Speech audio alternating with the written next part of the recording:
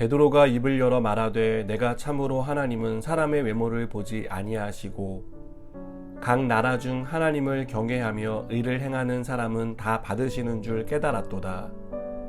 만유의 주 되신 예수 그리스도로 말미암아 화평의 복음을 전하사 이스라엘 자손들에게 보내신 말씀 곧 요한이 그 세례를 반포한 후에 갈릴리에서 시작하여 온 유대에 두루 전파된 그것을 너희도 알거니와 하나님이 나사렛 예수에게 성령과 능력을 기름 붓듯 하셨음에 그가 두루 다니시며 선한 일을 행하시고 마귀에게 눌린 모든 사람을 고치셨으니 이는 하나님이 함께 하셨음이라.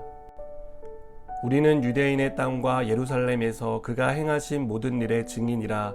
그를 그들이 나무에 달아 죽였으나 하나님이 사흘 만에 다시 살리사 나타내시되 모든 백성에게 하신 것이 아니요 오직 미리 택하신 증인 곧 죽은 자 가운데서 부활하신 후 그를 모시고 음식을 먹은 우리에게 하신 것이라. 우리에게 명하사 백성에게 전도하되 하나님이 살아있는 자와 죽은 자의 재판장으로 정하신 자가 곧 이 사람인 것을 증언하게 하셨고 그에 대하여 모든 선지자도 증언하되 그를 믿는 사람들이 다 그의 이름을 힘입어 죄 사함을 받는다 하였느니라.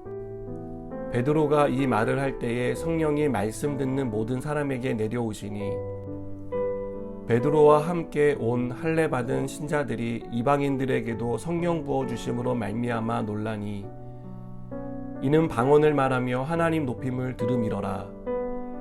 이에 베드로가 이르되 이 사람들이 우리와 같이 성령을 받았으니 누가 능히 물로 세례 베품을 금하리요 하고 명하여 예수 그리스도의 이름으로 세례를 베풀라 하니라. 그들이 베드로에게 며칠 더 머물기를 청하니라. 아멘. 모세는 여리고를 정탐하기 위해 12명의 정탐꾼을 보냅니다. 여리고를 정탐하고 돌아온 12명의 정탐꾼은 크게 두 부류의 보고를 하게 됩니다. 둘로 나뉜 정탐꾼들은 똑같은 것을 보고 똑같은 경험을 했지만 다른 결론을 내렸습니다. 여호수아와 갈렙을 제외한 10명의 정탐꾼은 여리고에 살고 있는 사람들이 얼마나 강한 사람인지를 보았습니다. 그래서 정말 좋은 땅인 것은 분명하지만 우리는 절대로 그들을 이길 수 없다고 결론을 내렸습니다. 그러나 여호수아와 갈렙은 여리고가 듣던 대로 좋은 곳이고 하나님이 함께 하신다면 그 땅을 차지할 수 있을 것이라며 기대와 희망 섞인 결론을 내렸습니다. 우리는 똑같은 것을 보고 똑같은 경험을 하지만 사람마다 그것에 대해 다르게 해석하는 것을 봅니다. 그리고 해석이 다른 것처럼 결과도 다르다는 것을 깨닫게 됩니다. 고넬료는 베드로를 기다리며 기대로 가득 차 있었습니다. 그래서 친척과 친구들까지 집으로 초청해 베드로를 기다렸습니다. 로마 군대의 백부장이 신미지 백성에 불과한 유대인 베드로를 기다린다는 것은 상상할 수 없는 일입니다. 그러나 고넬료는 베드로를 기다렸고 그를 통해 어떤 일이 일어날 것인지에 대한 기대를 가지고 있었습니다. 베드로가 오자 고넬료는 지위나 체면을 잊어버리고 베드로에게 절을 합니다. 유다를 지배하는 사람이 베드로에게 절을 한다는 건 역시 있을 수 없는 일입니다. 그런데 고넬료는 베드로를 마치 하나님을 대하듯 합니다. 33절을 보니까 내가 곧 당신에게 사람을 보내었는데 오셨으니 잘하였나이다. 이제 우리는 주께서 당신에게 명하신 모든 것을 듣고자 하여 다 하나님 앞에 있나이다 라고 말하는 것을 볼 수 있습니다. 베드로는 이렇게 자신을 환대하는 고넬료를 보며 내가 참으로 하나님은 사람의 외모를 보지 아니하시고 각 나라 중 하나님을 경외하며 의를 행하는 사람은 다 받으시는 줄 깨달았다라고 말합니다. 베드로는 이방인 고넬료의 태도를 보고 그동안 이방인에 대해 가졌던 편견을 걷어들였습니다.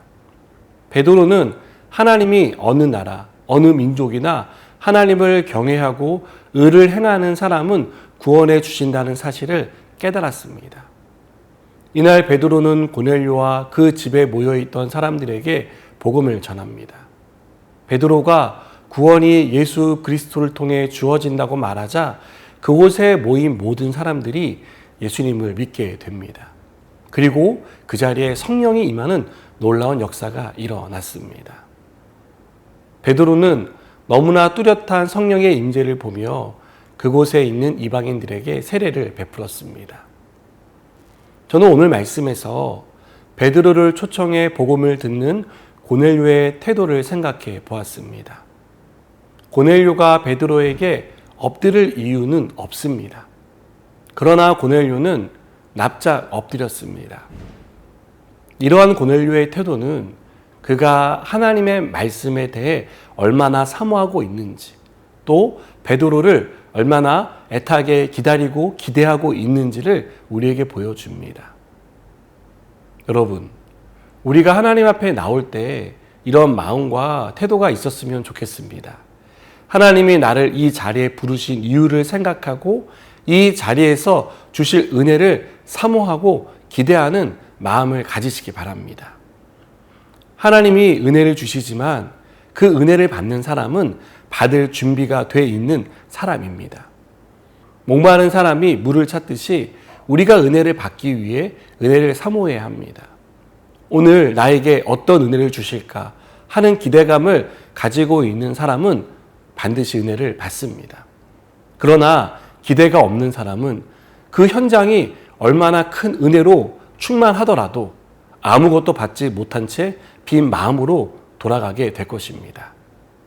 사랑하는 여러분, 고넬료처럼 간절한 마음으로 은혜를 사모하는 사람이 되시기 바랍니다. 습관적인 신앙생활이 아니라 늘 새로운 마음, 은혜에 대한 갈망으로 우리가 충만한 삶을 살아갔으면 좋겠습니다.